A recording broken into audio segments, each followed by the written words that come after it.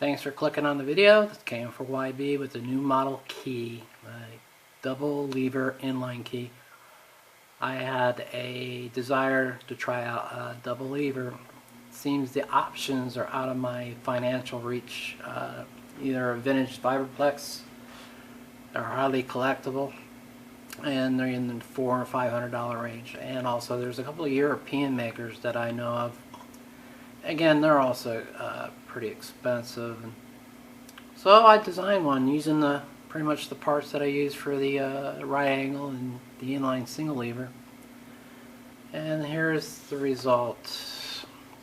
Same wrinkle finish paint. I've had to expand the base. It's now 2.5 inches wide, but still the length is 5 inches. And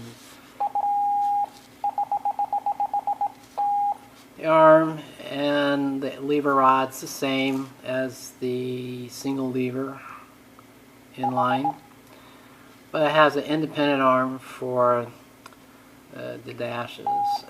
This will not influence or have any feeling or transfer any energy to this side. A very simple design.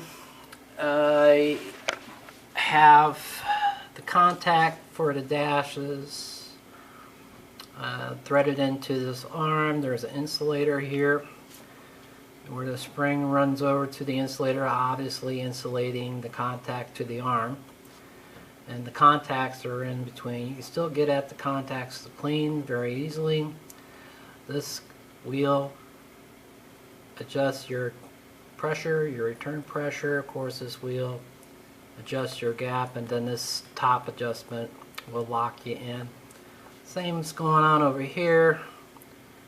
Thumb wheel is adjusting the pressure. There is a set screw, and they both stop on these posts, and these posts act as a stop. And you can adjust your raw adjustment to the arm here by turning with the Allen key. Of course, you have to disassemble this part, but it's pretty much set. My dampener is adjustable, so when you need to make sure that you're getting dampener, you just basically, with thumb wheels, you can adjust your dampener out. And the 4-ball bearings, and they're staggered for a reason, for one, to get close proximity, excuse me, to each other, to the arm. And then if you look at like a bug, the reason why there's a knob here and then is because your forefinger's longer than your thumb. So it works out to where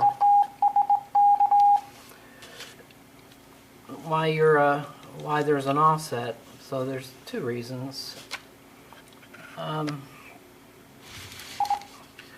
All my keys are now coming with the diamond knurl pattern on the thumb adjusters. That's much more attractive to the spline knurling. And the paddles are out of acrylic, polished, edge polished. And I spend a good deal of time getting these polished up. Now underneath, I sign each one with my call and the serial, and this is the very first one, production key. And again, stainless steel throughout. The feet are screwed in stainless steel. And then there's a copper buzz bar, or a brass buzz bar, bus bar onto the contacts here. And very, very stout relief on the cord. It comes with the cord, of course, hardwired. And your stop post is 1/4 inch solid brass. I'm now making that change too. And so, to give you the idea of the speed when the weights are all the way out to the end. And the 2-weight system works where you start around 16, 17, in that neighborhood. It seems to be a good rag chew speed. But to give you a dit speed here. Then of course if you take one weight off, that's pretty much the same as a Vibraplex when you have one single weight on the end. But you have an extended lever rod here, so you can make adjustments. You want to go slower, add 2 weights on the very end, or 3 weights. The ball bearings will take that type of cantilevering pressure. And I'm very excited with this key. It actually takes less time to build it than my original triangle. You can see the simplicity of the design and the build. So they're also being offered for a lower price than my single leader right angle, the original key that I started out at the beginning of the year. So I can give you some size comparisons here.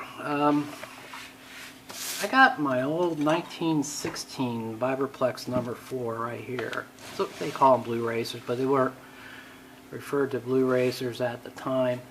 And you can see the blue racer, how much it's the same width, but the blue racer is 6 3/8 in length.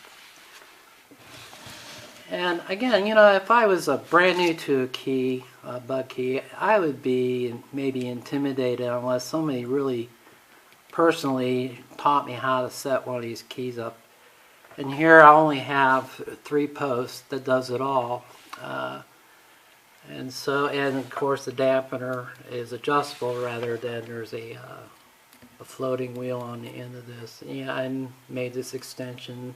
I did a distressed nickel plating to match the key so it doesn't stick out like a sore thumb. I'm having problems today, but anyway, I'm not a professional video maker. With editing software, it's just straight out of the camera.